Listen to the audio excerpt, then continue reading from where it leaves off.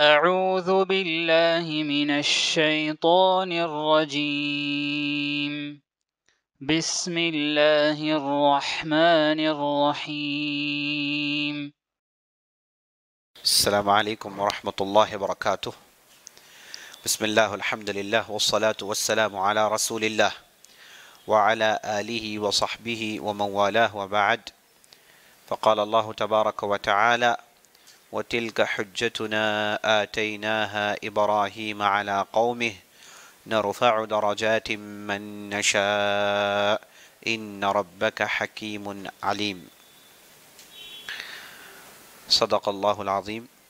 عزیز دوستو، پیارے ساتھیو، ماؤں بہنوں اور خواتین اسلام، اللہ کا بہت بڑا احسان و فضل ہے کہ اللہ سبحانہ وتعالی نے ہمیں دین کی بنیادی باتیں سننے کے لیے مسلسل جمع کرتے ہوئے آ رہا ہے. اب تک ہم نے اللہ کے فضل و کرم سے الایمان باللہ کی پوری تفصیلی گفتگو سن لی، اور اس کے بعد ہم نے الایمان بالملائکہ اور اس کے بعد الایمان بالکتب، ان تین ارکان کو ہم نے پایہ تکمیل تک پہنچا دیا. اور کل کی مجلس میں ہم نے الایمان بالرسل، رسولوں پر ایمان کی گفتگو کو شروع کیا تھا. تو اس لحاظ سے ہماری گفتگو کل کی مجلس میں بالکل درمیان میں ہم نے روک دیا تھا، کیونکہ وقت کا تقاضا تھا. آج ہم وہیں سے انشاءاللہ شروع کرتے ہیں.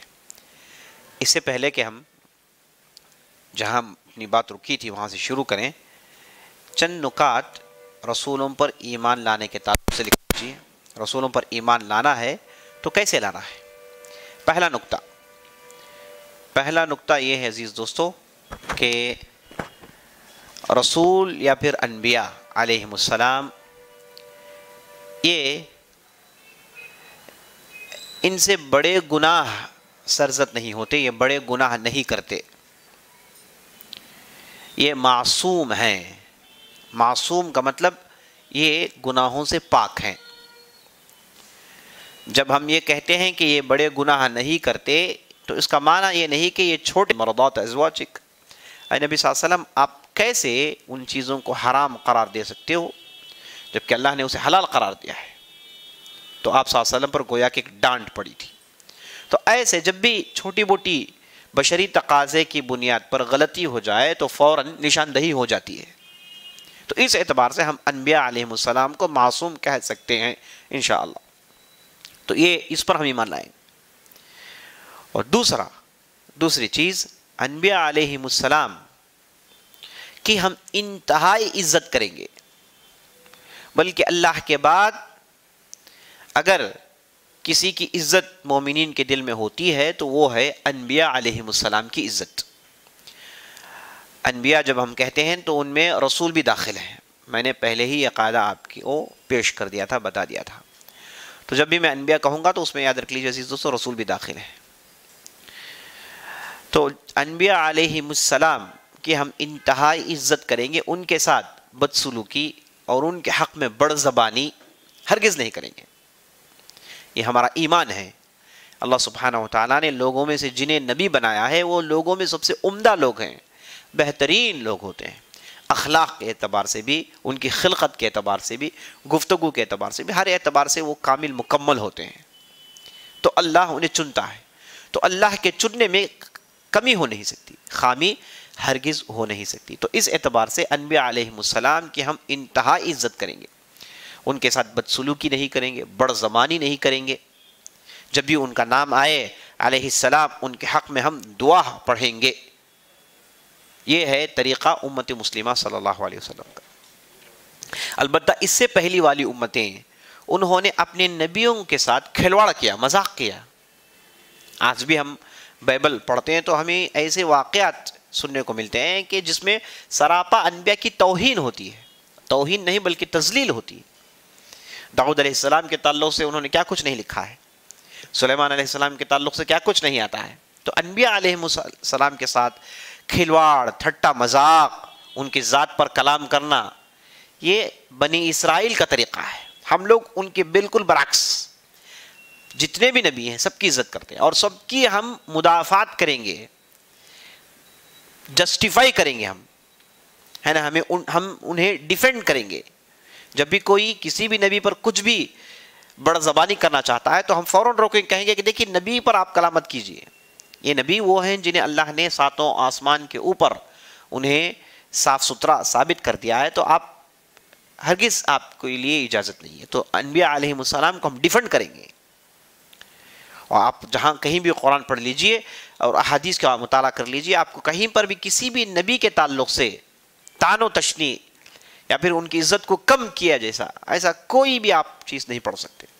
تو یہ ہماری امت مسلمہ کی خوبی ہے کہ ہم انبیاء علیہ السلام کی انتہا عزت کرتے ہیں۔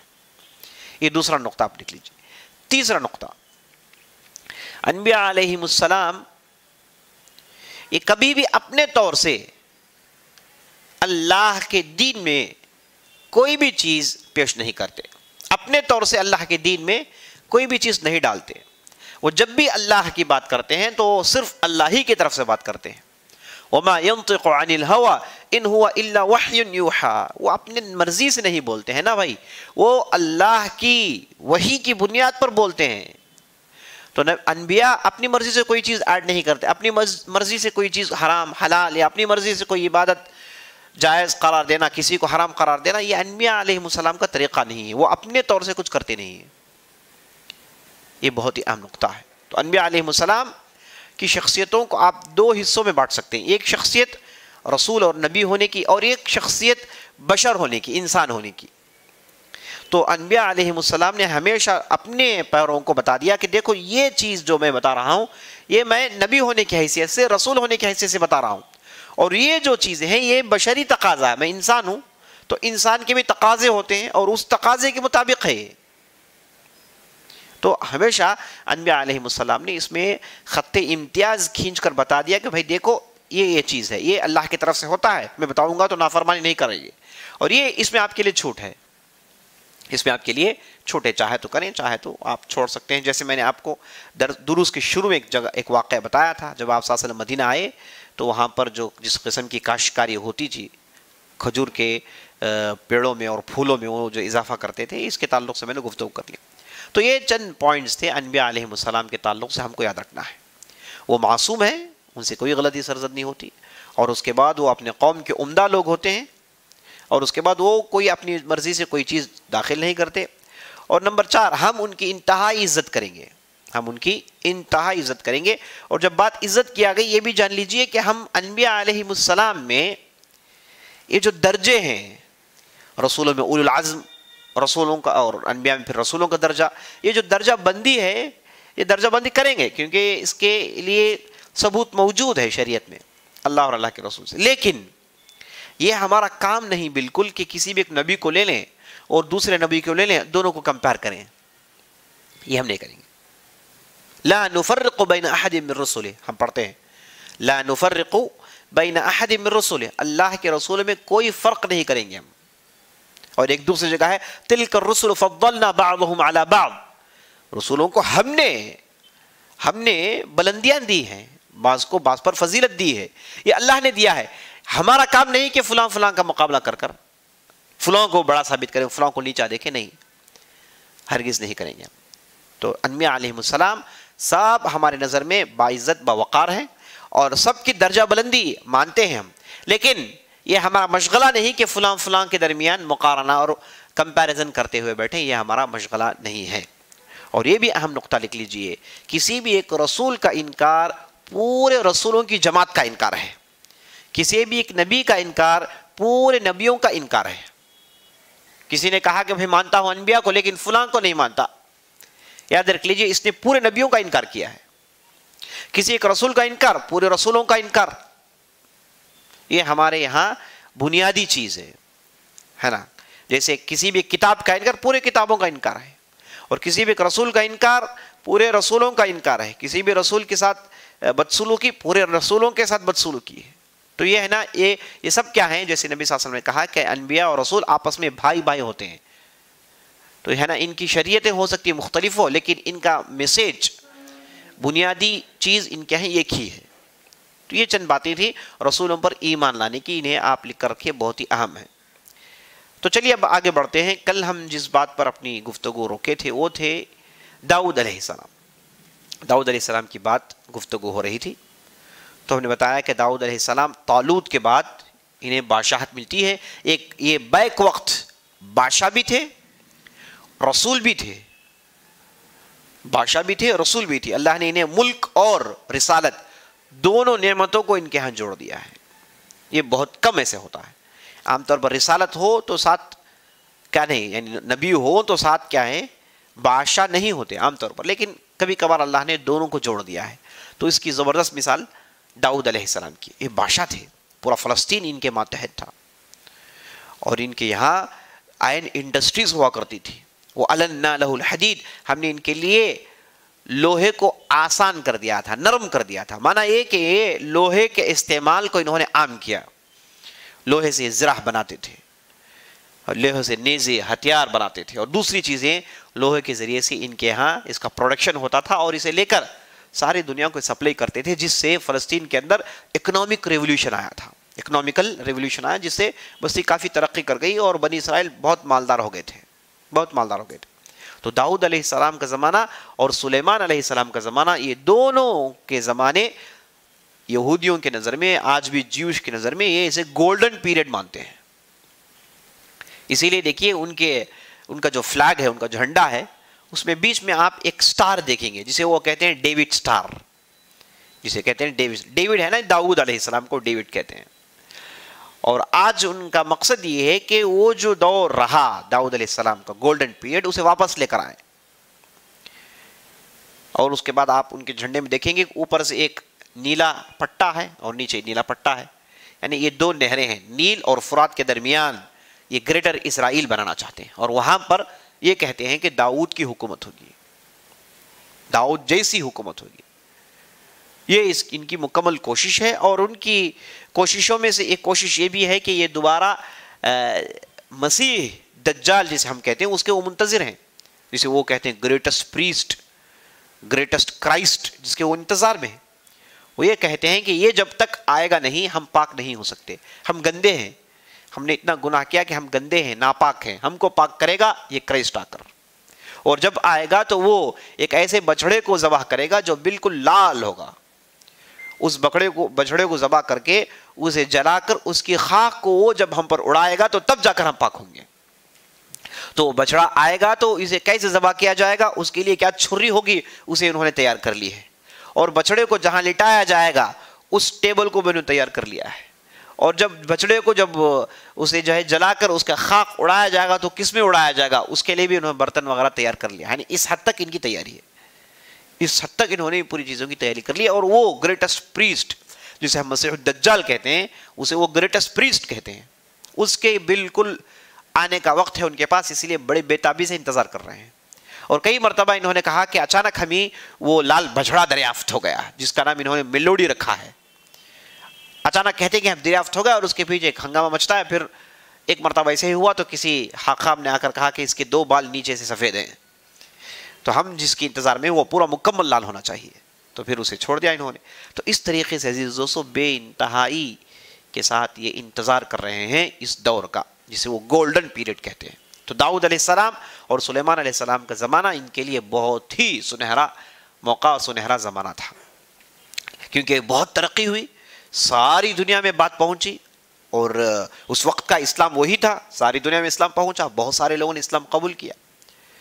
تو داؤد علیہ السلام کے بعد ان کے فرزند سلیمان آئے، اور وہ بھی اللہ نے انہیں بھی علم دیا تھا، اور ساتھ ساتھ رسالت اور ملک بادشاہت دونوں کو اللہ نے ان پر جوڑ دیا تھا. تو سلیمان بھی کافی ایک مدت تک اپنی حکومت کر رہے تھے. اور سلیمان علیہ السلام کی خوبیوں میں سے خوبی یہ تھی کہ انہیں اللہ سبحانہ و تعالیٰ نے ہواؤں میں تسلط دیا تھا، ہواؤں کو کنٹرول کرتے تھے. کوئی کشتی بزنس چیز اپنی جو ہے کشتیوں میں بھر کے بھیجنا چاہتے تو ہوا سے کہتے کہ اس طرف چل، تو ہوا اس طرف چلتی، تو اس کے بعد ان کی کشتیاں نکل جاتی تھیں.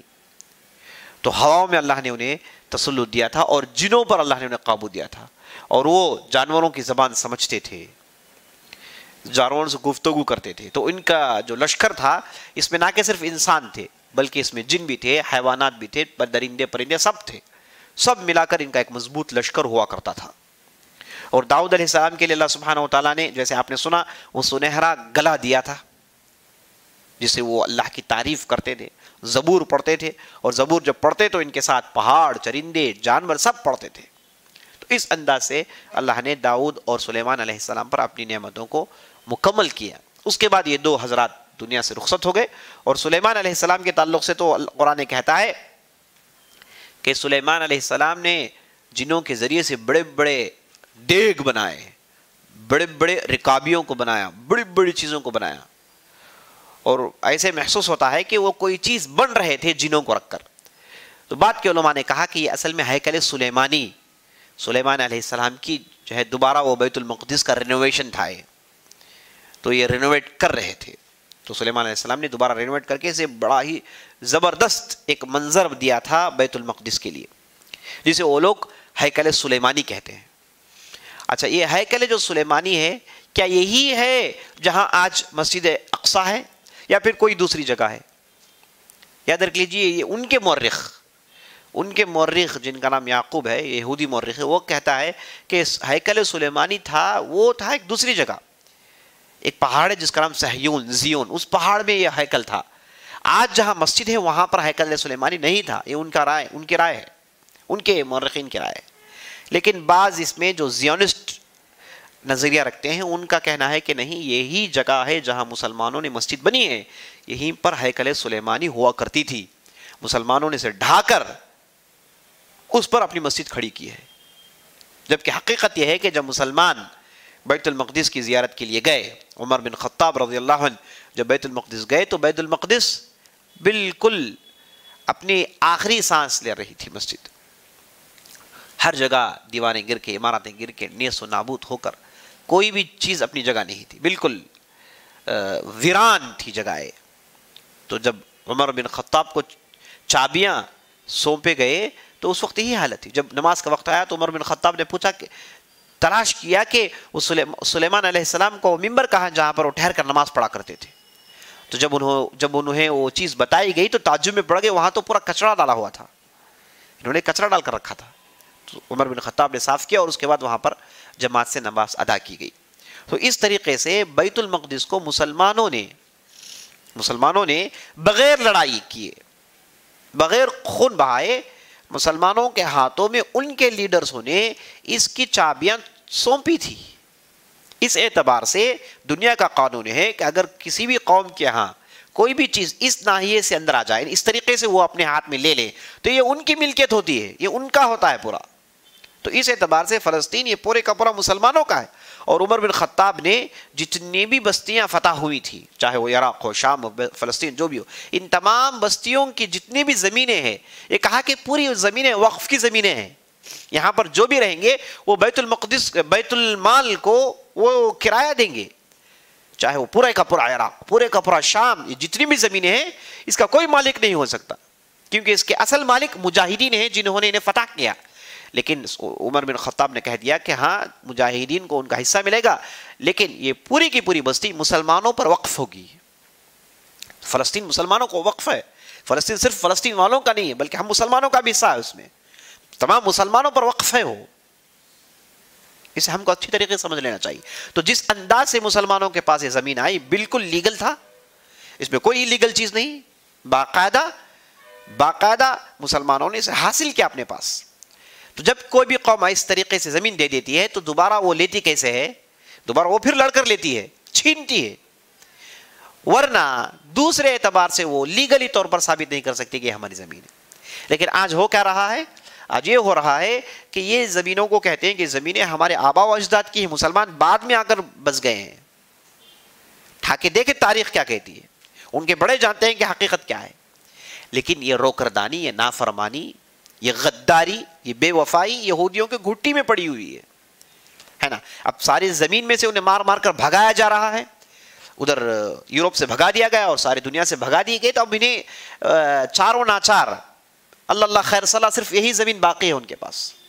تو واپس ادھر آ کے انہوں نے اپنے آپ کو بسایا 1940 کے اندر, اور اس کے بعد بلفور ایکٹ کے تحت انہیں وہاں کے شہری مقرر کیا گیا, انہیں ایک مستقل زمین دینے کا وعدہ کیا انگریزوں نے. اور اس وقت کے مسلمانوں نے خوب لڑا, لیکن انگریز تھے جنہوں نے اپنی غداری کو اچھی طریقے سے نبھایا. اس زمین میں جہاں یہودیوں کے لیے کچھ بھی تھا ہی نہیں, اس زمین میں یہودیوں کے لیے انہوں نے بڑی بڑی بستیاں بنا دی, اور آج کیا معاملہ ہے؟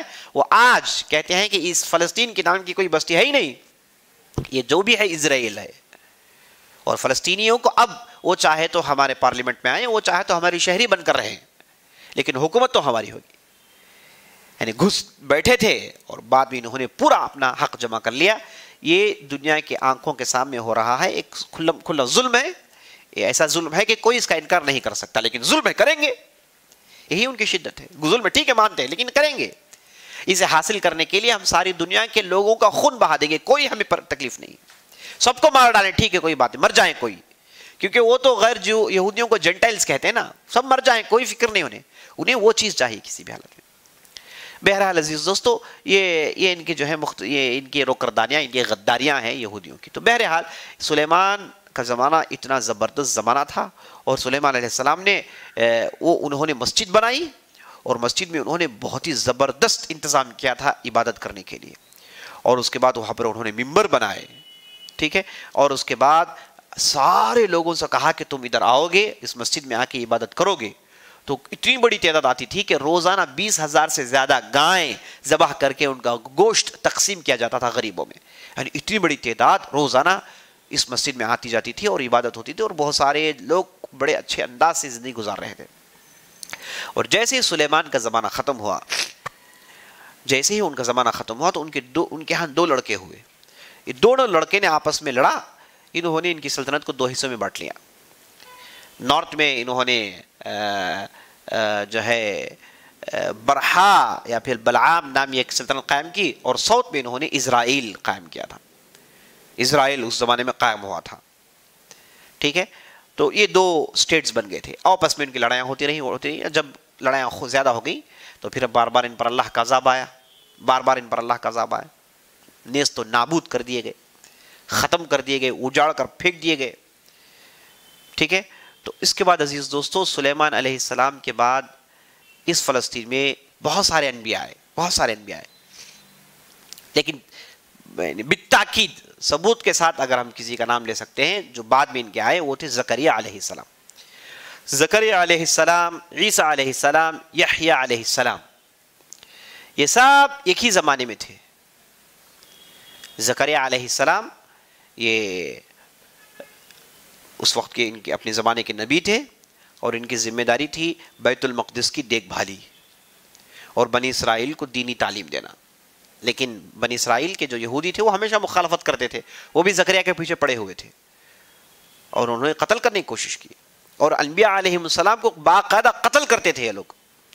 یقتلون الانبیاء، اللہ کہتا قرآن میں، تم نے کئی مرتبہ انبیاء کو قتل کیا. تو انبیاء قتل کرنا ان کا شیوا تھا. تو کون سے انبیاء کو انہوں نے قتل کیا؟ بہت سارے انبیاء کو انہوں نے قتل کیا.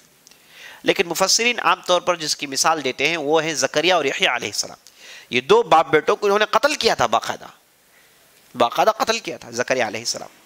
تو زکریا علیہ السلام کے تعلق سے آتا ہے کہ انہوں نے باقاعدہ چیس کر کے زکریا کا قتل کیا تھا. اور یحییٰ کے تعلق سے آتا ہے علیہ السلام کے جب ایک جو رومی عورت تھی، اس کا شوہر جو ایک بادشاہ تھا، اس نے اس بیوی سے پوچھا کہ تمہیں کیا چاہیے؟ تو اس نے کہا کہ مجھے یحییٰ کا سر چاہیے. تو باقاعدہ یحییٰ علیہ السلام قتل کر کے ان کا سر پیش کر دیا گیا تھا دست میں رکھ کے. تو اس انداز سے ان دونوں کو قتل کر دیا انہوں نے. تو دونوں کی زبردست دعوت ہوا کرتی تھی. یحییٰ علیہ السلام کو یہ جو ہے جان کہتے ہیں، جان دا بیپٹسٹ مشہور ہیں بائبل کے اندر. یعنی بیپٹزم کا معنی کیا ہے؟ یعنی یہ لوگوں کو لاتے اور اسلام قبول کرواتے تھے. اور اسلام جب قبول کرتا تھا آدمی، اسے نہانا ہونا ضروری تھا. نہاتا ہے آج بھی، جو بھی آدمی اسلام قبول کرتا ہے سنت ہے کہ وہ نہائیں، مستحب ہے کہ وہ نہائیں، تاکہ وہ اپنی جو ہے ذہنی غلاظت کے ساتھ جسمانی غلاظت کو بھی ہٹا دیں، صاف و ستھرا ہو جائے. تو یہ لوگوں کو لا کر اسلام قبول کرتے تھے. اس حد تک ان کے دعوت کا کام تھا، زبردست کام کرتے تھے یحییٰ علیہ السلام. اور یحییٰ علیہ السلام اور عیسیٰ علیہ السلام یہ دونوں خالہ زاد بھائی ہیں.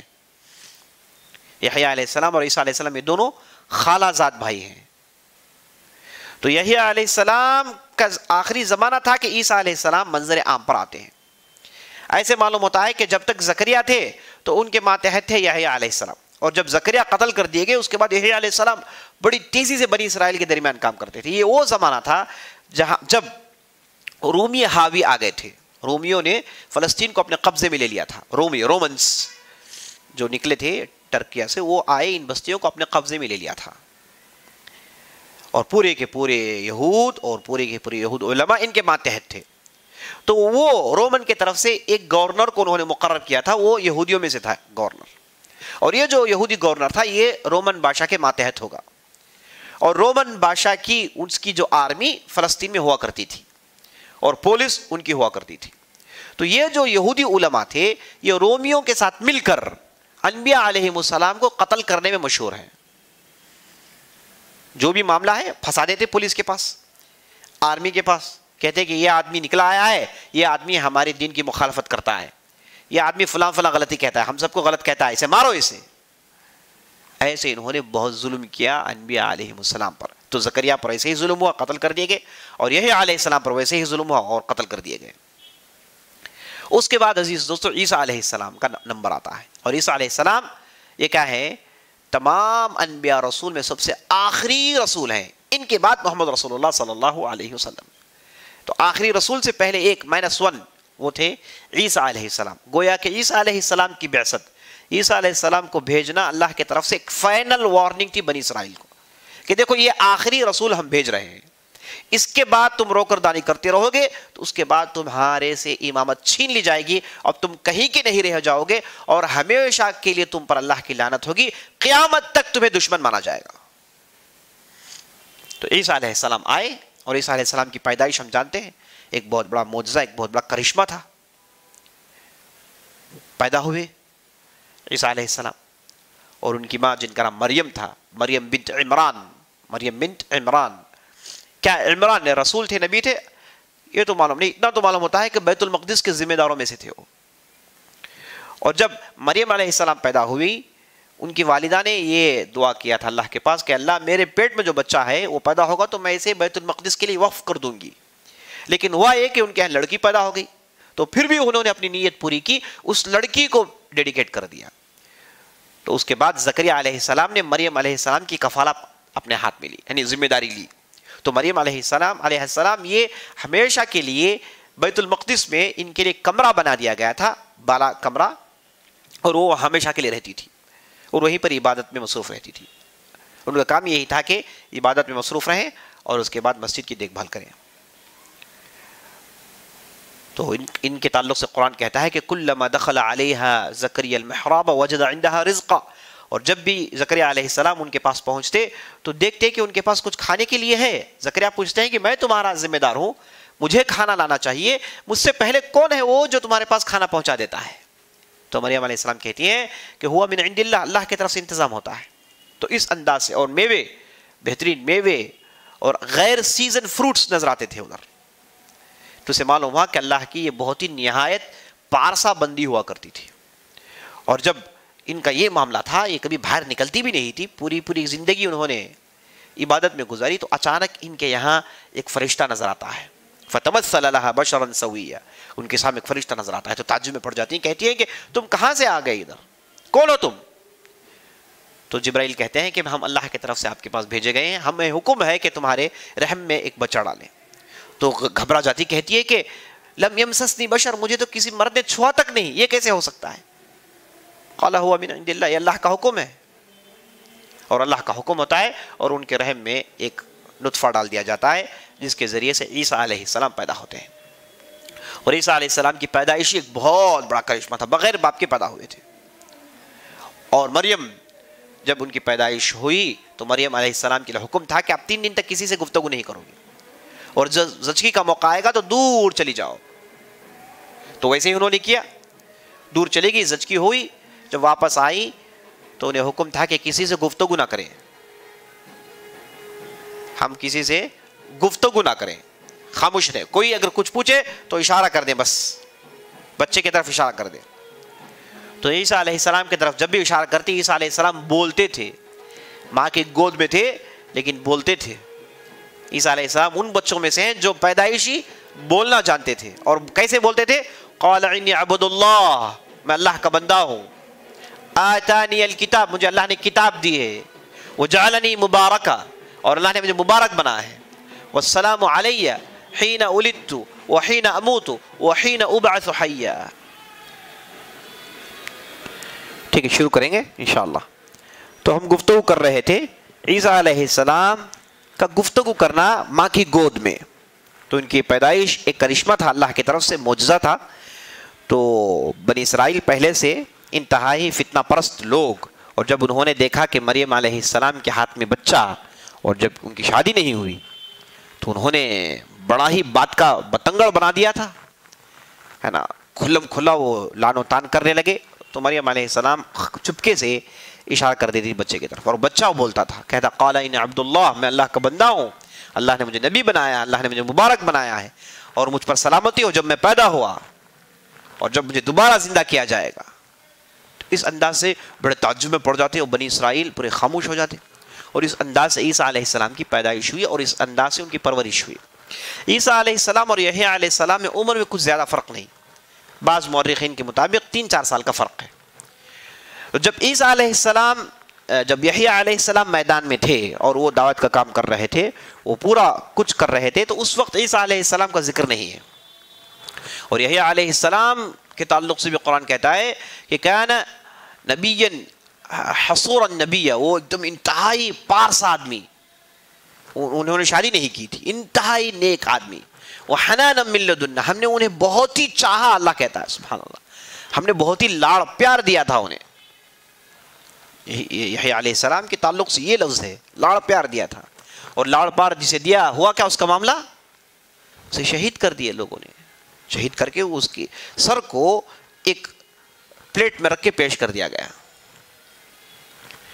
اللہ کی مرضی ہے نا، کوئی پوچھ نہیں سکتا. اللہ درجات بلند کرنا چاہتا ہے، آزمائش میں ڈالتا ہے تو درجات بلند کرتا ہے. یہ نہیں چاہتا کہ اللہ کے نیک بندے جنت میں جائیں اور جنت میں ان کے لیے معمولی درجات ہوں. اللہ جسے چاہتا ہے اسے بدلہ جنت میں دیتا ہے، بلند درجے جنت میں دیتا ہے. اس کے لیے انتظامات ہوتے ہیں دنیا میں. اللہ جسے چاہتا ہے اسے دنیا دیتا نہیں، ایسا معاملہ نہیں ہے. اللہ جسے چاہتا ہے اسے اللہ دین دیتا ہے، دین کی محبت دیتا ہے، دین کے لیے محنت اور جستجو کرنے کا جو ہے اس کے دل میں وہ جذبہ ڈال دیتا ہے. یہی بہت بڑی نعمت ہے، کیونکہ دنیا کی زندگی کی کوئی اہمیت نہیں اللہ کی نظر میں. جیسے اللہ نے کہا، نبی صلی اللہ علیہ وسلم نے کہا کہ لو كانت الدنيا تعدل جناح بعوض عند الله لما سقى منها كافر شربة ماء. اگر اللہ کے نظر میں دنیا مچھر کے پر کے برابر ہی ہو جائے تو یاد رکھ لیں کافر کو ایک گھونٹ پانی زمین میں نہیں ملے گی. یعنی اللہ کے نظر میں مچھر کے پر کے برابر بھی اس دنیا کی اہمیت نہیں ہے.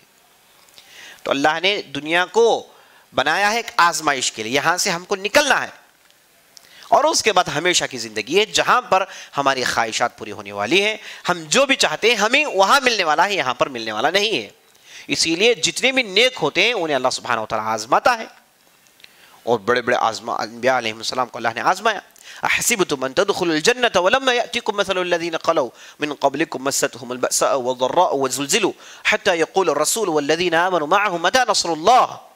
کیا تمہیں سمجھتے ہو کہ بغیر آزمائش میں ڈالے کوئی تمہیں تکلیف آ کر نہیں چھوئے گی اور آسانی سے جنت میں چلے جاؤ گے؟ ہرگز نہیں، ایسا ہوتا نہیں ہے. کیا تم نے اگلے والوں کے قصے نہیں پڑھے؟ تم سے پہلے جو بزرگ حضرات گزرے ہیں، کیا ان کے تعلق سے تم نے نہیں جانا ہے کہ ان کے پیروں کو ہلا دیا گیا تھا، آزمائش میں ڈالے گئے، پریشان ہوئے، چیخ چیخ کر اللہ کو انہوں نے پکارا، یہاں تک کہا کہ اے اللہ تیری مدد کب آئے گی؟ تو اللہ نے بدلے میں کہا الا ان نصر اللہ قریب، اے لوگوں جان رکھو کہ اللہ کی مدد ان قریب آنے والی ہے. تو اس اعتبار سے عزیز دوستو اللہ سبحانہ وتعالیٰ اپنے بندوں کو آزماتا ہے. ان اشد الناس بلاء الانبیاء ثم الامثل فالامثل. نبی صلی اللہ علیہ وسلم کہتے ہیں کہ تم میں سب سے زیادہ جسے آزمایا جاتا ہے وہ انبیاء علیہ السلام ہے، اور اس کے بعد جیسے جیسے آدمی کا درجہ اللہ کے قریب ہوتے جاتا ہے اتنی زیادہ اس کی آزمائش آتی رہتی ہے. تو آزمائش آنا یاد رکھ لیجئے انسانوں کی زندگی کا حصہ ہے، اور مومن کو جب بھی آزمائش آتی ہے، کوئی مصیبت آتی ہے، اس کے لیے فائدہ ہی فائدہ ہے. نبی صلی اللہ علیہ وسلم کہتے ہیں کہ مومن کے لیے فائدہ ہی فائدہ ہے. عجبا لامر المؤمن ان اصابته ضرا فصبر فكان خيرا له وان اصابته سرا فشكر فكان خيرا له. نبی صلی اللہ علیہ وسلم کہتے ہیں کہ مومن کا معاملہ تو بڑا ہی عجیب معاملہ ہے. اسے خوشیاں آتی ہیں، اس پر وہ شکر گزار بن جائے تو اس کے لیے اس میں خیر ہے. اگر اسے پریشانیاں آتی ہیں تو اس میں وہ صبر کرتا ہے تو اس میں اس کے لیے خیر ہے. خوشی کے حالت میں شکر، مصیبت کے حالت میں صبر. شکر اور صبر یہ دو مرحلوں کے درمیان مومن کی زندگی ہوتی ہے. مومن کے لیے کسی میں نقصان نہیں ہے، یاد رکھ لیجیے، ہے نا. اور نقصان ان لوگوں کے لیے جن کے دل میں ایمان نہیں، انہیں سمجھ میں نہیں آتا کہ مصیبت کیوں آئی، میں تو اتنا اچھا سب کچھ کیا میں نے، لیکن پھر مصیبت کیوں آتی ہے انہیں سمجھ میں نہیں آ رہی بات. اور جو مومن ہوتے ہیں انہیں معلوم ہے کہ دنیا کا قانون ہے یہ. لقد خلقنا الانسان فی کبد، ہم نے انسان کو تکلیف میں پیدا کیا. یہ تکلیف انسان کا حصہ ہے، یہ پریشانیاں اس کی زندگی کا حصہ ہے. آزمائش سے کوئی باہر نہیں نکل سکتا. آزمائش ہماری زندگی کا حصہ ہے، چاہے آپ جتنے بھی نیک کیوں نہ ہو جائیں اور چاہے آپ جتنے ہی برے کیوں نہ ہو جائیں. یہ دنیا کا قانون ہے، ایسے ہی چلے گا. قانون بدلنے کی کوشش کرنا بیکار ہے.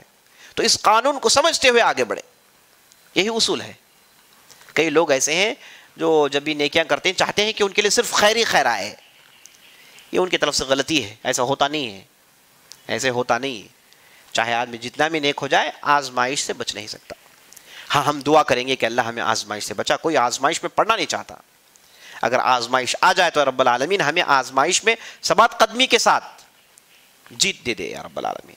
اور نبی صلی اللہ علیہ وسلم نے اور قرآن میں اللہ نے یہ دعا سکھا دی کہ ربنا آتنا فی الدنیا حسنہ وفی الآخرۃ حسنہ وقنا عذاب النار. اے اللہ دنیا میں اچھائی اور آخرت میں اچھائی اور جہنم کی آگ سے ہمیں بچا لے. تو دنیا میں بھی ہم خیر چاہتے ہیں اور آخرت میں بھی خیر چاہتے ہیں. یہی محمد رسول اللہ صلی اللہ علیہ وسلم کی سنت ہے. آپ صلی اللہ علیہ وسلم نے ہم یہی سکھایا ہے کہ اب دنیا میں آپ آزمائش مت مانگے، مصیبت مت مانگے، وہ تو تمہیں آنے والی ہے، اسے تو کوئی بچ نہیں سکتا. آپ مانگتے کیوں ہو، ہے نا. آپ پازیٹیو سائڈ رہو. آپ چاہو کہ کم آپ کے لیے مصیبتیں آئیں، کم آپ کے لیے پریشانیاں آئیں، اور دنیا میں بھی تمہارے لیے اچھا ہو اور آخرت میں تمہارے لیے اچھا ہو. تو بہرحال عزیز دوست، یحییٰ علیہ السلام اتنے بلند مرتبہ والے نبی رسول، اور ان کے ساتھ یہ پیش آیا معاملہ. تو اس انداز سے عزیز دوستو جب تک یحییٰ علیہ السلام میدان میں تھے ایسے نظر آتا ہے کہ عیسیٰ علیہ السلام منظر عام میں نہیں آئے. وہ اپنی عبادت میں مصروف تھے. کہاں چلے گئے تھے پتہ نہیں. اور ان کی زندگی آپ قرآن میں پڑھیں گے اور ان کی زندگی بائبل وغیرہ میں پڑھیں گے تو آپ کو معلوم ہوگا کہ وہ منظر عام میں، یعنی ان کی پبلک لائف شروع ہوتی ہے 30 سال کے بعد. جب تک وہ 30 سال کے نہیں ہو گئے کہاں گئے تھے، کہاں رہے تھے، اس تعلق سے تفصیل نہیں ملتی. لیکن یہ جب اس دنیا کو چھوڑ کر اوپر جا رہے تھے تو اس وقت مریم علیہ السلام ان کی والدہ موجود تھی، اتنا تو یقینی ہے. لیکن یہ کہاں انہوں نے اپنی زندگی گزاری، اس تعلق سے تاریخ خاموش ہے. ہو سکتا ہے کہ پہلے سے میدان میں یحییٰ علیہ السلام تھے، ان کی طرفداری کر رہے تھے اور خاموش تھے، میدان میں نہیں اترے تھے. اور جب یحییٰ علیہ السلام کو انہوں نے قتل کر دیا تو اس کے بعد عیسیٰ علیہ السلام پورے کا پورا وقت اسی کے لیے انہوں نے لگایا کہ بنی اسرائیل کے اندر سے بدعت کو نہیں. یحییٰ علیہ السلام اور عیسیٰ علیہ السلام کا کام کیا تھا؟ کام یہ تھا کہ اس بنی اسرائیل بگڑی ہوئی نافرمان بدبخت قوم کو دوبارہ زندہ کریں. یہی کام تھا ان کا. یہی بار بار انہوں نے 1000 مرتبہ یہی انہیں سمجھایا. لیکن ماننے والے ہمیشہ کم ہوا کرتے تھے. نافرمانی کرنے والے، روکردانی کرنے والے، ان کی تعداد ان گنت ہوا کرتی تھی. بہت بڑی تعداد بنی اسرائیل میں نافرمان ہوا کرتی تھی. کم لوگ ہوتے تھے جو نیک ہوتے تھے. تو عیسیٰ علیہ السلام نے مکمل کوشش کی. اور عیسیٰ علیہ السلام کا معاملہ یہ تھا عزیز دوستو کہ اللہ نے ایسے ایسے معجزات سے سرفراز کیا تھا کہ اللہ اکبر، تاکہ بنی اسرائیل کی زبان بند ہو جائے. کیونکہ وہ سلیمان علیہ السلام کے زمانے کے بعد سے انہوں نے جادوؤں کو سیکھ کے خوب کفر کیا، اور جادوگری عروج پر پہنچی ہوئی تھی ان کے زمانے میں. تو عیسیٰ علیہ السلام آئے، انہوں نے ایسے ایسے معجزے کر کر دکھائے کہ یہودی بالکل خاموش ہو گئے. یہاں تک معاملہ ہوتا تھا کہ مٹی کا ڈھانچہ نکالتے، چکنی مٹی نکالتے اور اس میں پرندہ بناتے، پھونک مارتے تو پرندہ اڑ جاتا. اتنا بڑا معجزہ. كهيئة الطير فينفخ فيه فيكون طيرا بإذن الله، اللہ کہتا ہے پرندہ بن کے اڑ جاتا تھا. اور مریضوں کو، بیماروں کو چھوتے تو شفایاب ہو جاتے تھے لوگ. یعنی اس حد تک. اور یہ جو کھانے، ان کے جو ٹکڑے تھے کھانے کے، وہ اگر پرزے چھوڑ دیں کسی بھی بیمار نے اسے کھا لیا تو وہ بھی شفایاب ہو جاتے تھے. یعنی اس حد تک بابرکت آدمی تھے. اور ان کی زندگی کیسی تھی؟ ان کے ہاتھ میں کٹورا ہوا کرتا تھا اور لباس بالکل موٹا لباس پہنتے تھے. بس یہی ان کی پوری زندگی تھی. اور پورے کا پورا دن یہ اسی میں لگاتے تھے کہ بنی اسرائیل کو درست کریں، انہیں تعلیم دے. اور ان کے ساتھ وہ 12 حوارین جمع ہو گئے تھے اور ان 12 لوگوں کو لے کر فلسطین میں گھوما کرتے تھے اصلاحی کام کرتے ہوئے. اب اس میں شک نہیں کہ یہ صرف فلسطین میں ہی نہیں رہے ہوں گے، کہیں اور بھی گئے ہوں گے، گھومے ہوں گے. بہرحال اس تعلق سے تاریخ خاموش ہے. ہم کو جو تفسیرات ملتی ہیں وہی جو میں آپ کے سامنے پیش کر رہا ہوں. تو اس کے بعد ان کی 3 سال کی زندگی ہے جو انتہائی ہنگامے کی زمانے کی تھی. اور جب عیسیٰ علیہ السلام ان کے سامنے آ گئے، یہودی علماء ان کے خلاف ہو گئے تھے، اور عیسیٰ علیہ السلام نے کھل کر ان کی مخالفت کی، کھل کر ان کے خلاف بولتے تھے. ان کی پوری بدعات، خرافات اور شرکیات کا سمجھیے کہ پوسٹ مارٹم کیا کرتے تھے. تو اس لیے پورے کے پورے یہودی ان کے دشمن ہو گئے تھے، چاہتے تھے کہ انہیں قتل کر دیں، جیسے اس سے پہلے والوں کو انہوں نے کیا. تو پھر رومن سے معاملہ پھنسا دیا، کہا کہ اسے ختم کر دیا جائے. تو رومنس کہا جاتا ہے کہ رومنس آئے، انہوں نے عیسیٰ علیہ السلام کو ارسٹ کیا، اپنے ساتھ لے کر گئے، اذیت دی. اور یہودیوں سے پوچھا گیا کہ تمہیں عیسیٰ علیہ السلام کو چھوڑنا ہے یا پھر فلاں چور جسے تم نے تکلیف دی، جس نے تمہیں تکلیف دی، تمہارے مالوں کو لوٹا، وہ بھی جیل میں، قید خانے میں ہے، دونوں میں سے کسے چھوڑیں؟ تو یہودیوں نے کہا کہ اس چور کو چھوڑ دیں. عیسیٰ علیہ السلام سے انہوں نے اس حد تک مخالفت کی اور انہیں قتل کرنے کی مکمل کوشش کی. اور جب عیسیٰ علیہ السلام کو معلوم ہو گیا کہ اب پورا معاملہ ان کے خلاف ہو گیا ہے، سب انہیں اب تلاش کر رہے ہیں، انہیں قتل کرنے کا پروگرام ہو رہا ہے، تو یہ اپنے شاگردوں کو لے کر چھپ چھپ کر زندگی گزارتے تھے، گفوں میں، کیوز میں، پہاڑیوں کی چوٹیوں میں، پہاڑیوں کے دامن میں، وادیوں میں سے گھوما کرتے تھے تاکہ یہ جو پولیس گھوم رہی ہے، انہیں ڈھونڈ رہی ہے، ان سے بچ جائیں. لیکن پولیس اور یہ جو رومنس تھے مسلسل ان کے پیچھے پڑے ہوئے تھے. اور بعض روایتوں کے تعلق سے یہ آتا ہے کہ ان کے جو 12 حواریین تھے اس میں سے ایک آدمی نے کیا کیا، اس نے عیسیٰ علیہ السلام کو پھنسانے کی کوشش کی. اسے دنیا کے لالچ نے اندھا کر دیا اور وہ جا کر رومیوں سے بتا دیتا ہے کہ عیسیٰ علیہ السلام فلاں جگہ ہیں، تم جاؤ گے تم پکڑ سکتے ہو. تو عیسیٰ علیہ السلام کے تعلق سے آتا ہے کہ انہیں معلوم ہو گیا تھا کہ کون آدمی تھا جس نے اس کام کیا تھا. اور جب رومی پکڑ میں آئے تو اللہ نے یہ کیا کہ وہ جو چور تھا جس نے بتا کر دیا تھا ہے نا، اس کے چہرے کو عیسیٰ علیہ السلام کا چہرہ جیسا بنا دیا اور عیسیٰ علیہ السلام کو اللہ نے اپنے اوپر اٹھا لیا. اور وہ جو تھا اسے انہوں نے ارسٹ کیا، ہو سکتا ہے کہ اسے انہوں نے کروسیفائی کیا ہو، واللہ عالم. یہ جو کروسیفائی کرتے ہیں یہ رومیوں کا طریقہ ہے، یہ چوروں کو، اچکوں کو، ڈاکوؤں کو اس طریقے سے کروسیفائی کرتے ہیں. تو یہ لے کر گئے، لے کر جا کر اس ظالم کو انہوں نے کروسیفائی کر دیا. عیسیٰ علیہ السلام کو اللہ کہتا ہے بل رفعناہ الیہ، اللہ نے اپنے پاس اسے اٹھا لیا تھا. رفعناہ الینا، ہم نے اپنے پاس انہیں اٹھا لیا تھا. وما قتلوه وما صلبوه ولكن شبه لهم، اللہ کہتا ہے کہ نہ انہوں نے قتل کیا، نہ انہوں نے انہیں صلیب پر چڑھایا، بلکہ انہیں مغالطہ ہو گیا ہے، کنفیوژن میں ہے، وہ انہیں معلوم نہیں کہ کیا ہوا. تو اللہ نے عیسیٰ علیہ السلام کو اوپر اٹھا لیا، انہوں نے کسی اور کو عیسیٰ علیہ السلام سمجھ کے انہوں نے صلیب پر چڑھا دیا. یہی حقیقت ہے عزیز دوستو. اب عیسیٰ علیہ السلام اوپر گئے تو پہلے آسمان میں عیسیٰ علیہ السلام آج بھی موجود ہیں، اور وہ زمین میں آئیں گے، اور آنے کے بعد پھر اس زمین میں ان کی حکومت ہوگی، اور اس کے بعد اس زمین میں وفات پائیں گے. یہ انشاءاللہ قیامت کے قریب ہونے والا ہے. اور جب ہم قیامت میں گفتگو کریں گے یوم الآخرہ میں، اس وقت اس کی نشانیاں بیان کریں گے، چھوٹی نشانیاں، بڑی نشانیاں. تو اس میں ہم عیسیٰ علیہ السلام کے دوبارہ آنے کی تفصیلی گفتگو کریں گے باذن اللہ. تو جب عیسیٰ علیہ السلام اوپر اٹھا لیے گئے تو اس کے بعد ہوا کیا، انہوں نے سمجھا کہ ہم نے عیسیٰ کو قتل کر دیا. اب اللہ کا عذاب ان پر آیا، کیونکہ انہوں نے زکریا کو قتل کیا، یحییٰ کو قتل کیا، عیسیٰ علیہ السلام کو بھی قتل کر دیے تھے انہوں نے، تقریباً انہوں نے وہ کام کر دیا تھا. تو اس کے بعد اللہ کی طرف سے اتنا خطرناک عذاب آیا، کہا جاتا ہے کہ اللہ نے بخت نصر ان پر مسلط کر دیا تھا، جسے وہ جو نیبوت کیزگر کہتے ہیں. یہ آیا تھا بابل سے، اور یہ آ کر اس نے جتنے بھی یہودی، جتنے بھی بنی اسرائیل کے فلسطین میں بس رہے تھے، سب کو اس نے غلام بنایا، اور بیت المقدس کو اس نے نیست و نابود کیا، اس کی اینٹ سے اینٹ بجا دی، کوئی اینٹ پر ایک اینٹ کو نہیں چھوڑا، اس نے بالکل ٹھپ کر دیا، اور اس کے بعد سب کو غلام بنا کر اپنے پاس لے کر چلا گیا. اور اس کے بعد وہاں رہے، ایک مدت تک وہاں رہے، غلام بن کر رہے، ذلت بن کر رہے، اور خوب ذلیل ہوتے رہے، 150 سال تک ذلیل ہوتے رہے. اور اس کے بعد پھر وہاں سے ایک بادشاہ آتا ہے جو انہیں واپس لا کر پھر انہیں بساتا ہے فلسطین میں، اور پھر فلسطین بستے ہیں، اور پھر فلسطین میں رہتے ہیں. تھوڑی بہت ترقی ملتی ہے. ان کے درمیان ایک بادشاہ آتا ہے، یہودی بادشاہ، جس کا نام تھا ہیروڈ، کافی مشہور ہے. ہیروئڈ کا واپس فلسطین میں آنا اپنے ساتھ لوگوں کو لے کر، یہ ان کی تاریخ کا بہت ہی اہم حصہ ہے. اور یہ جب داخل ہوا تو اس نے مختلف قسم کے چراغوں کے ساتھ یہ بستی میں داخل ہوا تھا. یہ چراغ آج بھی اپنے پاس رکھتے ہیں، بابرکت سمجھتے ہیں، ان کی عبادت گاہوں میں رکھتے ہیں. یہ انہیں ہیروئڈ کی یاد تازہ کرتی ہے. تو اس کے بعد پھر کہا جاتا ہے کہ ٹگرس نامی ایک دوسرا ایک بہت بڑا زبردست بادشاہ ہے جس نے پھر انہیں نیست و نابود کر دیا.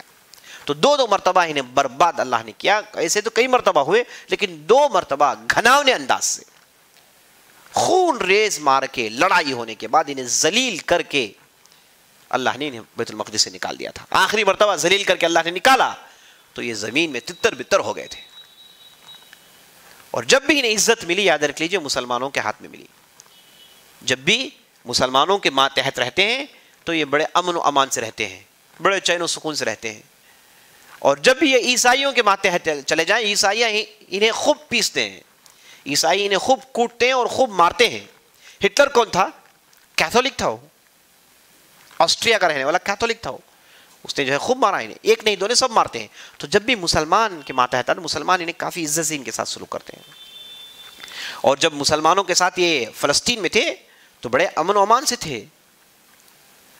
یاد رکھ لیجیے عزیز دوستو، یہ جو ترکی خلیفہ ہوا کرتے تھے ان میں سے بعض خلیفہ نے ان کے لیے سلوواکیہ نامی یہ کنٹری ہے آج بھی یورپ کے اندر، اس پوری کنٹری کو ان کے لیے کیا کر دیا تھا؟ وقف کر دیا تھا، پوری یہودیوں کے لیے بنا دیا تھا. وہاں پر ان کے لیے یونیورسٹیز بنائے گئے، مدرسے بنائے گئے اور کہا گیا کہ تم ادھر آرام سے رہو.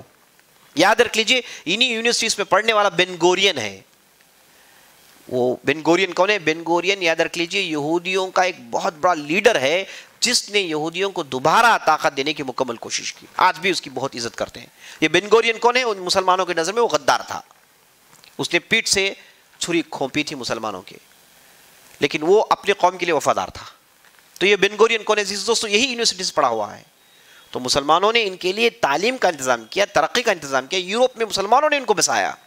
جب خلافت عثمانیہ تھی تو یہ بڑے چین و سکون سے یورپ میں رہا کرتے تھے. یہ تاریخ ہم کو بتاتی ہے عزیز دوست، ہے نا. ان کے لیے کھلی چھوٹ تھی، جب چاہے فلسطین میں آئیں، جب چاہے جائیں اپنے اپنی جو ہے وال آف کرائی ہے، جائیں وہاں پر روئیں، جو بھی کرنا چاہتے کریں. ان کے لیے اجازت تھی. ایک دیوار ہے، وہاں جاتے ہیں، یہ اپنے سر پیر ہلاتے ہیں اور اس کے بعد وہاں پر وہ عبادتیں کرتے ہیں. آج بھی ہے. اور اس کے بعد اپنے غلطیوں کو لکھ کے لفافوں کو لپیٹ کر جو اینٹوں کے درمیان جو گیپ ہوتا ہے اس میں ٹھونس دیتے ہیں. ان کا عقیدہ ہے کہ اس طریقے سے ان کے گناہ معاف ہو جائیں گے. اور وہ یہ سمجھتے ہیں کہ یہ جو دیوار کا حصہ ہے یہ اصل میں سلیمان علیہ السلام نے جو ہیکل بنایا تھا اس کا یہی حصہ باقی رہ گیا، اور باقی حصوں کو مسلمانوں نے ڈھا کر مسجد بن لی. حقیقت یہ ہے کہ یہ سلیمان علیہ السلام کا بنایا ہوا دیوار نہیں ہے. یہ دیوار سلیمان کا بنایا ہوا ہے، لیکن وہ نبی نہیں بلکہ عثمانی خلیفہ تھے جسے سلیمان القانونی کہا جاتا ہے. سلیمان القانونی بہت بڑے خلیفہ تھے عثمانی، بہت بڑے خلیفہ، بہت بڑا کام انہوں نے کیا اور ساری دنیا میں اسلام کا ڈنکا بچایا. بہت بڑی مضبوط ان کی حکومت تھی. سلیمان القانونی یہ سلیم اول کے لڑکے تھے. سلیم الاول کون ہے؟ یہ سب سے پہلا خلیفہ جنہیں خلیفہ کا سٹیٹس دیا گیا، ورنہ اس سے پہلے عثمانی صرف سلطان ہوا کرتے تھے، بادشاہ ہوا کرتے تھے. تو سلیمان اول وہ ہیں جنہیں باقاعدہ خلیفہ کا سٹیٹس دیا اور دنیا کے پورے علماء نے اتفاق کیا. جتنے بھی علماء تھے سب نے اتفاق کر انہیں خلیفہ مانا تھا. یہ تھے سلیم اول، اور ان کے لڑکے جو سلیمان القانونی تھے یہ زبردست مضبوط تھے، بہت مضبوط خلیفہ ہوا کرتے تھے. تو انہوں نے بیت المقدس کو بنایا تھا، اور وہ جب بنائے تھے تو وہ دیوار کا حصہ ہی جو آج اپنے پاس یہ رکھ کر یہ کہتے ہیں کہ سلیمان علیہ السلام کا نہیں ہے بلکہ سلیمان القانونی کا بنایا ہوا ہے. یہی حقیقت ہے. تو جو بھی آپ بیت المقدس، جو بھی فلسطین میں آپ دیکھتے ہیں ترقیات یہ خلافت عثمانیہ میں ہوئی، اور بعد میں جب یہ کمزور پڑ گئی تو برٹش گھس آئے فلسطین میں اور انہوں نے اپنا کام دکھایا. بہرحال عزیز دوستو، اس طریقے سے بنی اسرائیل کو تتر بتر کر دیا گیا. ان کی ایک مستقل تاریخ ہے. یہ دنیا میں سب سے زیادہ ایک زمانے پولینڈ میں ہوا کرتے تھے، اور اس کے بعد سوئٹزرلینڈ، جرمنی. جرمنی تو ان کے لیے اڈا ہے. اور اس کے بعد جب امریکہ بنا اور پورے کے پورے امریکہ میں چلے گئے، اور وہاں پر انہوں نے کیا کچھ نہیں کیا. انہوں نے اپنی ایک مستقل ہے نا ایک پہچان ساری دنیا میں باقی رکھی، اگرچہ کہ بہت ہی کم ہی کیوں نہ ہو، گنتی کے چند ہیں، مٹھی بھر لوگ ہیں، لیکن اتنا اپنے اندر پاور رکھتے ہیں کہ یہ ساری دنیا کو کنٹرول کر رہے ہیں ان کے حساب سے. بہرحال عزیز دوستو، یہاں سے عیسیٰ علیہ السلام کا معاملہ ختم ہوتا ہے. اور میں نے آپ کو شروع ہی میں بتا دیا کہ عیسیٰ علیہ السلام اور محمد صلی اللہ علیہ وسلم کے درمیان جو لمبا فاصلہ ہے یہ فاصلہ کیوں تھا؟ اور عیسیٰ علیہ السلام کے حوارین انہوں نے زمین میں پھیل پھیل کے اسلام کے پیغام کو سنایا، لوگوں کو مسلمان بنایا. تو 570 سال یہ بالکل خالی نہیں تھے. نبی صلی اللہ علیہ وسلم اور عیسیٰ علیہ السلام کے درمیان کے جو 570 سال کا جو فاصلہ ہے، جو مدت ہے، یہ بالکل خالی نہیں رہا، بلکہ اس میں بہت ہی دین کا کام ہوتا رہا. جب بالکل موحدین کو، توحید پرستوں کو بالکل ختم کر دیا گیا، تو اس کے بعد محمد صلی اللہ علیہ وسلم کی بعثت ہوئی. اور آپ صلی اللہ علیہ وسلم مکے میں پیدا ہوئے، ہے نا، اور مکے میں رہے، اور 40 سال تک انہوں نے اپنی صداقت، سچائی کا ثبوت دیا. اور اپنی قوم سے انہوں نے ٹائٹل لے لیا، قوم والے انہیں کہتے تھے الصادق الامین. اس مرتبے کو پہنچ گئے تھے. اور ان کی سوشل سروس، غریبوں کی مدد، مسکینوں کی مدد، مسافرین کی مدد سب کے درمیان مشہور تھی. انتہائی نیک، بہترین اخلاق والے محمد صلی اللہ علیہ وسلم تھے. جب ان کی عمر 40 سال کی ہوئی، اللہ نے انہیں چنا اور اللہ نے انہیں رسول بنایا.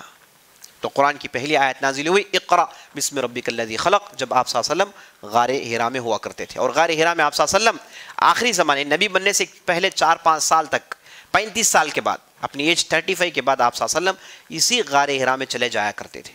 یہ بہت ہی اونچا ایک پہاڑ ہے، جبل نور کہا جاتا ہے. آج بھی یہ پہاڑ ہے، اس کے اوپر یہ غار ہے، اتنا اوپر ہے، اللہ اکبر. وہاں پر آپ صلی اللہ علیہ وسلم چلے جاتے تھے. اور یہ اس جگہ کو آپ صلی اللہ علیہ وسلم نے اس لیے چنا کیونکہ یہاں سے کعبہ نظر آتا ہے، اور وہاں پر جاتے آپ صلی اللہ علیہ وسلم، اور وہاں سے کعبے پر نظر رکھتے، اور اس غار میں بیٹھ کر آپ صلی اللہ علیہ وسلم کرتے کیا تھے؟ حدیث میں آتا ہے کان یتحنث. مفسرین نے کہا، شارحین حدیث نے کہا کہ معنی کان یتعبد، عبادت کیا کرتے تھے. عبادت ان کی کیا تھی؟ التفکر والاعتبار، غور و خوض کرنا. یہ دنیا کیا ہے، یہ کیا ہو رہا ہے، یہ کیا کچھ ہو رہا ہے، یہ ظلم کس لیے، یہ پریشانیاں کس لیے، یہ لڑائی جھگڑے کس لیے، یہ بت پرستی کون ہے، کس نے بنایا اس دنیا کو، یہ دین ابراہیمی کیا ہے جس کے بارے میں ہم سنتے ہیں. تو آپ صلی اللہ علیہ وسلم کے اس تعلق سے بہت ساری الجھنیں تھیں، ہے نا. یہ وہ مزہ ہے عزیز دوستو جو حق جاننے کے لیے بعض پاک نفوس کو لاحق ہو جاتا ہے. ایک ایسے جو ہے جستجو، حق جاننے کے لیے جستجو، محنت کرنا، حق جاننا. تو وہ اسی چیز آپ صلی اللہ علیہ وسلم کو لاحق ہو گئی. تو آپ صلی اللہ علیہ وسلم 5 سال تک اسی میں مصروف رہے. گھر آتے، صرف ستو کا آٹا تیار کر لیتے اور پھر چلے جاتے ہیں، اسی میں وقت بتاتے تھے. اور جب 5 سال ہو گئے، 40 سال ہو گئے، تو آپ صلی اللہ علیہ وسلم کو اچانک غار حرا میں جبرائیل نظر آئے. اور جب جبرائیل آئے تو انہوں نے کہا کہ اقرا پڑھو. نبی صلی اللہ علیہ وسلم نے کہا کہ میں نبی قاری میں پڑھنا نہیں جانتا. تو جبرائیل نے دبوچا، 3 مرتبہ ہوا ہے. اس کے بعد آپ صلی اللہ علیہ وسلم کو کہا گیا کہ پڑھو اقرا بسم ربک الذی خلق، خلق الانسان من علق. یہ جو 5 آیتیں تھیں پڑھائی گئی. اور اس کے بعد آپ صلی اللہ علیہ وسلم کی حالت بہت ہی بری ہو گئی تھی، اور اپنے گھر جاتے ہیں. اور آپ صلی اللہ علیہ وسلم کہتے ہیں کہ اس وقت انہیں بالکل موت نظر آ رہی تھی. اور پھر 6 مہینے کے لیے وحی رک جاتی ہے، اور پھر وحی کا سلسلہ شروع ہوتا ہے. یا ایھا المدثر سے قم فانذر ربک فکبر وثیابک فطہر والرجز فہجر، یہ آیتیں نازل ہوتی ہیں. تو اس آیت میں آپ صلی اللہ علیہ وسلم نبی بنائے گئے تھے، اور اس آیت میں آپ صلی اللہ علیہ وسلم رسول بنا دیے گئے، جیسے مورخین کہتے ہیں، مفسرین کہتے ہیں. تو اس کے بعد آپ صلی اللہ علیہ وسلم کی 13 سال کی زندگی مکے میں. اور اس کے بعد آپ صلی اللہ علیہ وسلم کا اصحاب کا معاملہ، کیسے وہ اصحاب بنے، کون کون لوگ مسلمان ہوئے، اور کیسے دعوت کے مرحلے طے ہوئے. شروع کے 3 سال خفیہ دعوت کے، چھپ چھپ کے دعوت کیا کرتے تھے. اور جیسے ہی 3 سال ہوئے، اللہ نے کہا فاصدع بما تؤمر واعرض عن الجاہلین، چلو اب اوپن ڈکلیئر کرو، آپ اوپن دعوت کا کام کرو، اب کسی سے ڈرنا نہیں ہے. تو اس کے بعد آپ صلی اللہ علیہ وسلم میدان میں کود پڑے اور صفا کی پہاڑی میں گئے، ڈنکے کی چوٹ میں اعلان کیا کہ اللہ کے علاوہ کوئی معبود برحق نہیں. تو سبحان اللہ، ایک آدمی تھے جنہوں نے کام شروع کیا تھا، ایک ہی آدمی. اور صرف چند سالوں میں، 20 سالوں میں ہم دیکھتے ہیں کہ پورا عرب بدل جاتا ہے.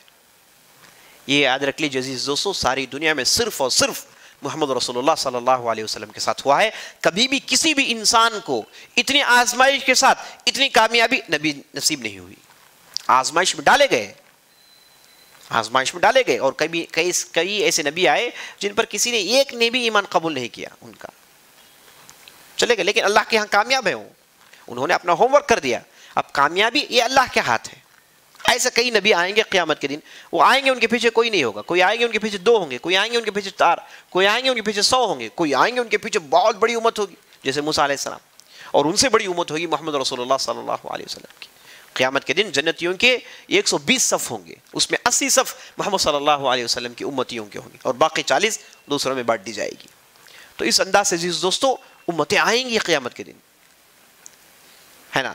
لیکن دنیا میں اتنی کم مدت میں اتنی بڑی کامیابی، یاد رکھ لیجئے یہ محمد رسول اللہ صلی اللہ علیہ وسلم کے لیے ہی ہے، اور اس کے بعد شاید کسی اور کو نصیب نہ ہو. یہ آپ صلی اللہ علیہ وسلم کے لیے خاص تھا. یہ آپ صلی اللہ علیہ وسلم کی شخصیت کی تاثیر تھی، اور یہ قرآن کا زور تھا جس نے سارے عرب کو بدلا دیا. تو 13 سال مکے میں گزارتے ہیں، دعوت کا کام کرتے ہیں، اور مکے والے آپ صلی اللہ علیہ وسلم کو نکال دیتے ہیں، اور اس کے بعد آپ صلی اللہ علیہ وسلم مدینہ چلے جاتے ہیں، اور مدینہ میں آپ صلی اللہ علیہ وسلم ایک اسلامی ریاست قائم کرتے ہیں، اور 10 سال تک آپ صلی اللہ علیہ وسلم ادھر رہتے ہیں، اور ڈھیر سارے احکامات اور ڈھیر سارے تعلیمات، ہر چیز کی تعلیم دی جسے انسان کی ضرورت ہے. حذیفہ بن یمان کہتے ہیں کہ ان کی ملاقات یہودی سے ہوئی، اور حذیفہ نے کہا کہ ہمارے رسول نے ہر چیز کی ہمیں تعلیم دی، یہاں تک کہ پرندہ اگر پر مارے اس کے پر مارنے میں ہمارے لیے کچھ فائدہ ہے، محمد رسول اللہ نے ہمیں بتا دیا کہ اس میں ہمارے لیے کیا رکھا ہے. تو یہودی مزاح سے کہتا ہے اچھا خراء کے تعلق سے کیا کہو گے، یعنی قضائے حاجت کے تعلق سے کیا کہو گے؟ تو کہا کہ حتی الخراء، قضائے حاجت کے تعلق سے بھی آپ صلی اللہ علیہ وسلم نے سکھایا ہے نا، کیسے قضائے حاجت کریں، کیسے اپنے آپ کو صاف کریں، ہے نا، کیسے اپنے آپ کو طہارت حاصل کریں، پوری تعلیم، مکمل تعلیم. اور اس کے بعد بہت بڑی خوبی ہے کہ پوری تعلیم آج بھی ہمارے درمیان موجود ہے. عزیز دوستوں، بہت بڑی نشانی ہے کہ یہ رسول، یہ نبی، یہ تعلیمات یہ پورے اللہ کی طرف سے ہیں. اگر یہ اللہ کی طرف سے نہیں ہوتے تو کب کا گم ہو جاتے. اللہ نے اسے بقا رکھی ہے تو آج بھی یہ چیز موجود ہے، اور تا قیامت تک یہ چیز باقی رہے گی. تو ہم مسلمان کتنے ہم خوش نصیب ہیں، کتنے ہم خوش نصیب ہیں، کتنے ہم بلسڈ ہیں کہ ہمارے لیے آخری نبی چنے گئے. ہم آخری نبی کی امت ہیں. اللہ اکبر، ہم آخری نبی کی امت ہے. ایسی امت میں ہیں جن کے علماء کا مرتبہ بنی اسرائیل کے انبیاء کا ہے. بنی اسرائیل کے انبیاء کا جو مرتبہ تھا وہ مرتبہ ہوتا ہے محمد رسول اللہ صلی اللہ علیہ وسلم کی امت کے علماء کا. اللہ اکبر. تو ایسی امت جسے موسیٰ علیہ السلام دیکھ کر عش کریں گے، تو ایسی مبارک امت میں اللہ نے ہم کو رکھا ہے. ہم بہت ہی مبارک اور بہت ہی خوش بخت ہیں کہ اللہ نے ہمیں ایسا موقع دیا ہے. لیکن ہم افسوس، ہم سنتے ہیں باتیں لیکن احساس ہم پر بہت کم ہوتا ہے. عزیز دوستو، یاد رکھ لیجئے ہم کو یہ احساس دل میں لانا ہی لانا ہے. یہ احساس کب زندہ ہوگا؟ جب آپ ایسی باتیں سنیں گے، دین کی باتیں جانیں گے اور پہچانیں گے کہ حقیقت کیا ہے، تب جا کے آپ کے دل میں احساس پیدا ہوگا. جب آپ کے دل میں احساس پیدا ہوگا تو ہوگا کیا؟ آپ خاموش نہیں بیٹھیں گے، آپ کے اندر ایک بے قراری پیدا ہوگی، اور آپ کہیں گے کہ یہ حق کی بات میں دوسروں کو پہنچاؤں. یہ جو دین میں جانتا ہوں، یہ جو دین کی باتیں، یہ مبارک باتیں، یہ جو حق کی باتیں، یہ میں اپنے اندر کیوں رکھ لوں، کیوں دوسروں تک نہیں پہنچاؤں. اور جب آپ کے اندر احساس پیدا ہو جاتا ہے، یاد رکھ لیجئے آپ اللہ کی شریعت کے خلاف کوئی بھی چیز ہو آپ دیکھ کر خاموش رہ نہیں سکتے، آپ اس کے اندر تبدیلی لانے کے لیے بےتاب ہو جائیں گے. اسی لیے نبی صلی اللہ علیہ وسلم نے کہا من رأى منکم منکرا فلیغیر بیدہ فإن لم يستطع فبلسانہ فإن لم يستطع فبقلبہ وذلک اضعف الایمان. تم میں سے اگر کوئی آدمی برائی دیکھے تو اٹھیں اور اسے بدلنے کی کوشش کریں. طاقت ہو تو ہاتھوں سے، طاقت نہ ہو تو کم از کم دل سے، اگر دل سے بھی نہ ہو تو کم از کم زبان سے، اگر زبان سے بھی نہ ہو تو کم از کم دل سے. تو ہاتھ، زبان، دل، یہ 3 مرحلے ہیں برائی کو روکنے کے. یہ کن کے لیے؟ جو مومنین ہیں، جن کے اندر احساس ہے کہ ہم محمد صلی اللہ علیہ وسلم کے امتی ہیں، محمد صلی اللہ علیہ وسلم کی امت کی پیروی کر رہے ہیں. یہ قرآن، یہ بہت بڑا خزانہ ہمارے پاس موجود ہے. یہ محمد رسول اللہ کی شخصیت ہمارے پاس موجود ہے. ان دونوں کی اتباع کریں گے تو ہم جنت حاصل کر لیں گے. اور دنیا کی زندگی ہم کو چھوڑنا ہے. یہاں پر ہمیں رکھا گیا ہے جنت کو سنوارنے کے لیے. کیا ہم تیاری کر رہے ہیں؟ ہم کیا کر رہے ہیں اور کیا کرنا چاہیے اور کیا کر رہے ہیں؟ عزیز دوستو، ہر آدمی یہ احساس آنے کے بعد یہ سوال کرتا ہے کیسے ہم دیکھ کر خاموش رہ جائیں کہ شرک ہو رہا ہے اور ہمارے گالوں میں جون تک رینگتی نہیں، بدعت کا دورہ ہے اور ہم خاموش رہ جائیں، بے حیائی ننگا ناچ رہی ہے اور اپنے زبانوں کو ہم ٹھپ رکھیں. یہ ایمان کا شیوا نہیں ہے عزیز دوستو. ایمان والے نہیں ہیں. ایمان والے مقابلہ کرتے ہیں. ہار ماننے والے بزدل مومن ہو نہیں سکتے. یاد رکھ لیجیے، مومن گنہگار ہو سکتا ہے لیکن بزدل ہو نہیں سکتا. مومن ڈرتا نہیں ہے باطل سے، باطل کا مقابلہ کرتا ہے. تو عزیز دوستو، آج ہم یہ باطل کے مقابلے کے لیے کھڑے ہوئے ہیں. باطل کا مقابلہ یہ ہماری زندگی کا حصہ ہے. ہم باطل کے پاس اپنے آپ کو سرنڈر نہیں کر سکتے. لا الہ الا اللہ محمد رسول اللہ کا جھنڈا ہمیں اس کی اجازت نہیں دیتا. ہم ان باطل چیزوں کا مقابلہ کر ہی رہیں گے. یہ جو آپ کورس دیکھتے ہیں، یہ جو بھی انتظامات دیکھتے ہیں، یہ ہم مقابلے کا سمجھیے کہ ایک پہلو ہے. تو اس لیے ہم چاہتے ہیں کہ مقابلہ ہمیشہ باقی رہے، یہ کام ہمیشہ باقی رہے. اور ہم تمام حضرات کو ہم دعوت دیتے ہیں جو بھی ادھر آن لائن میں آف لائن میں تمام کے تمام آپ ہم سے جڑیں اور اس کار خیر میں ساتھ دیں. انشاءاللہ ایک کار خیر دوسروں تک پہنچے, دوسروں تک کی بات پہنچے, جس کے ذریعے سے دین کا بول بالا ہو. تو میں سمجھتا ہوں کہ آج کی گفتگو ہماری یہاں پر ختم ہوتی ہے. انشاءاللہ ہم کل کی مجلس میں یوم القیامت پر گفتگو کریں گے انشاءاللہ. ھذا باللہ توفیق وصلی اللہ علی نبینا محمد وعلی آلہ وصحبہ اجمعین.